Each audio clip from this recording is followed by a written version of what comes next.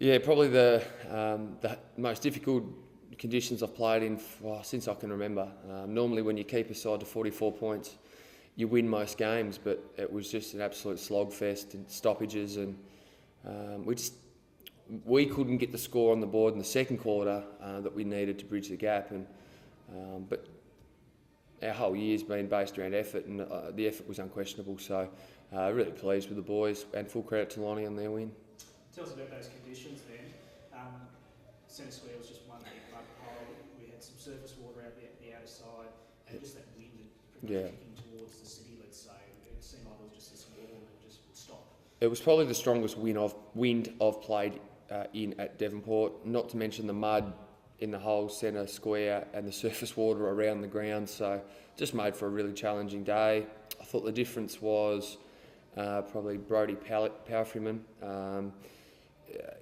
He found space at stoppages that no one else could find, and we spoke about that. We were well aware of it, so full credit to Brodie as an 18-year-old to be able to just put a gap in himself and the contest to surge the ball forward. And I thought they were just a little bit, in the conditions, they were a little bit more polished and executed when they got chances on goal. But I mean, we had shots on goal from 20, 30 metres out and couldn't make the distance. I mean, that's how tough a day it was. So overall happy with the effort, but probably just a sign of where we're at and they're at, just a little bit more experience than we are in those sort of situations.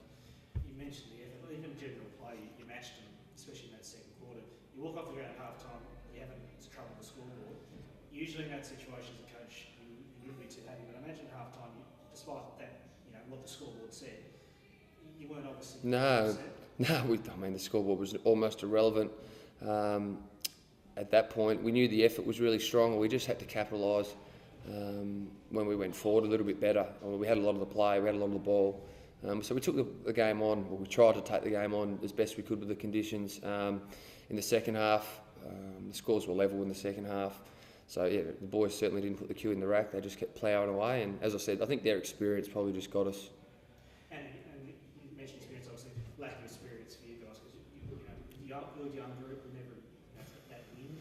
Yeah. That I'd say would have been something that they would not be used to. I dare say the wind nearly blew a few of our boys over.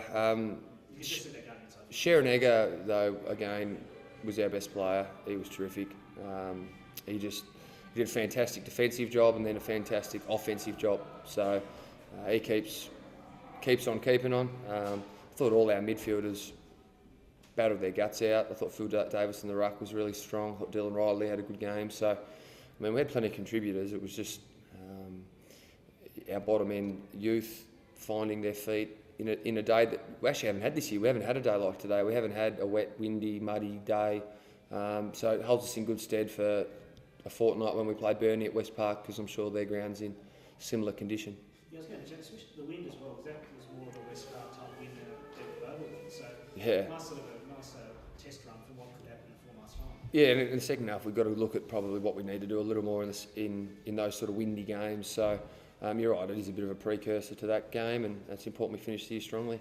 But overall, that's another great learning experience, learning opportunity for the young group to come into the difficult conditions. Yep. Again, show the effort. Yeah, it's certainly not Blundstone Arena, UTAS Stadium conditions. She was a tough old slog, and you get that on the coast. Cricket pitches in the middle that chop up late in the year. So a few of the young blokes said to me then, geez, I haven't played in that sort of game where the pressure is still really high, but the ability to execute your skills is really difficult. So those two things combining do make it challenging. Physically, how'd you come out of it? Any injuries?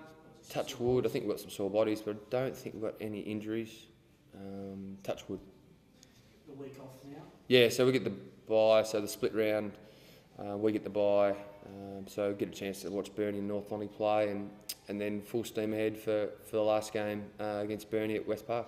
Nice to have that week off to sort of have that one final challenge and obviously look to finish the year in the most positive fashion that you can. Yeah, I mean the second half of our season's been really good. We've really bridged the gap between ourselves and Glenorchy and North Lonnie when we've played them, and we've got a couple of wins under our belt. So we're really looking forward to the last game to put in another strong showing and tick off 2017 as a year that we got a group of young men in together and we had some challenges, and in the face of adversity, we responded really strongly. It's finally obviously been a tough week for the club with Ethan. Yeah. I understand that a few of the boys are going to head down to Hobart to have the opportunity to see him. Yeah, I believe so. I believe we'll get a group together. It's just a bit of a challenging one too. We don't want to put too many people in the room, all those sorts of things. So we're just working through what's the best way to support the family. The great thing about the situation, if there's any great things, is that the community have rallied together, raised a lot of money, lots of people donating left, right and centre. People are aware of it all over the state and the country. So he's in the best place as far as his health can be. So we just wish him all the best, and we really feel for the parents in this time, because they're probably feeling pretty helpless. For the club, Sam, what was the feeling in the change room for the boys, and how did you rate their performance? Feeling before the game? After the game. After the game, yeah, pretty happy. You know, that sense of relief. You know, I think I made a conscious effort not to put a great deal of pressure on the boys. I said earlier in the week, if we were good enough to be in finals, we'll be there, and I still believe that. If we're good enough, we'll be there. If we're not good enough, we won't. But I'm sure there would have been internal. You know, that they knew where we sat, and you know, I'm sure they would have had a little bit of pressure on themselves. So, yeah, good relief after the game, and then just good to get the win and move on to next week and have a week off. So with that in mind, obviously to walk away with the 4 points in what was very tough conditions out there, you obviously just feeling a relief right now. Yeah, it's obvious. It keeps us in the hunt. So we certainly needed to win that game, and we need Lauderdale to beat Hobart City down there. So I'm not sure of the final score of that, but again, it keeps us in that 5th spot. We're now, you know, if Hobart have lost, we're game clear. If Hobart win, then we're back neck and neck again for next week. So it puts us in a good position, and now we just let the rest of the results take care of themselves. How tough was it out there from your perspective, obviously being right there in the guts of it all? Yeah, it was certainly pretty tough for our inside mids, and I thought both mids did really well, pretty clean considering that centre turf sort of area. Yeah, he had to change the way he played footy. You know, the wind conditions on top of the surface, there was some wet areas, there were some muddy areas. The wind at times felt like it was swirling and changing at different parts of the time. So, for young players to have to concentrate under fatigue and then comprehend, has the wind changed a different angle? Do I have to put it 5 metres inside the other boundary line, or am I just going to go straight down the line and not think of those type of external factors, I guess. So, yeah, difficult. Must be impressed, obviously, the way they coped with it out there. The way you got your goals, a few of them out the back, using the conditions there. When you're against them, then you're able just to sort of cleverly use it inside 50 in that second quarter and get a couple of key goals in the end. The fact you didn't seem to panic with the conditions, you must be just so impressed by that aspect. Yeah, week in, week out, our group's been really consistent. We've delivered a different program to the club of what it's been used to over the last 5 years. So the guys are adapting still, and they're really enjoying their footy. And again, we see Simon Vandervelde ends up with 17 disposals, some intercept marks. He's new to footy. He's this time last year he wouldn't even been on the radar of a senior game of footy. So for him to be now performing 6 months in, that's fantastic. It's good to see and good to coach and good to be a part of. Where'd you win it? What was the most impressive aspect for you? What part of the game did you win? Obviously, you had the breeze early on and 2 goals and 2 goals against it. To go at half time, it was 27 points up without them scoring. Was it that second quarter where you feel you won? Yeah, I thought our backs did a fantastic job. They were able to adapt to the conditions really well and work as a unit of 6. At times you can get 3 backs doing one thing and 3 doing the other, or 4 and 2, or vice versa, and can really cause you troubles. But today I really felt that the 6 backmen out there that played, if one went up the ground, there was someone else covering defensively in a separate mechanism. So I thought they were fantastic, and they gave us an opportunity to rebound out of defensive 50. And certainly the second quarter into the win to score a couple of goals puts the opposition under pressure, which gives us a good head start. Obviously, a week off now, as you sort of said. After a game like that, it's good to have that sort of break, and then just sort of rebuild when you want North Launceston in the final round, and then obviously what's looked like to come after that. Yeah, this week we'll rest the guys. There's no doubt about that. We've got Brody Powerman's played a full season as a midfielder. Connor Smith's played the last 4 or 5 games and works really hard. Jay Blackberry's had a full year in the midfield. Obviously he's more conditioned. Simon Vandervelde has played nearly 16 out of all the games across the course of the year in his first season.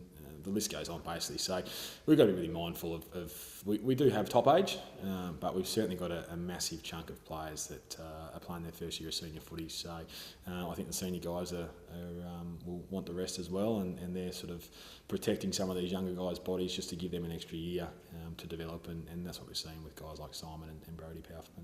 You mentioned Brody, he was probably one of your keys out there, especially around the contest. He's had a fantastic year, hasn't he? Yeah, he's been super. He led our disposals today with 34, Joe Blackbury with 30. So, yeah, Brody's been fantastic. He's in that same category as Simon. In and out of the side last year, we really gave him some confidence to play midfield, and I stuck with him right before the first practice match, and he's grabbed it with both hands, and he's repaid the trust in me. You go down the limb as a coach with a young 17-year-old at that stage, and he's still on the 18, and I couldn't be prouder to see how he's grabbed it and taken it and made it his own. What point do you really start using the F word?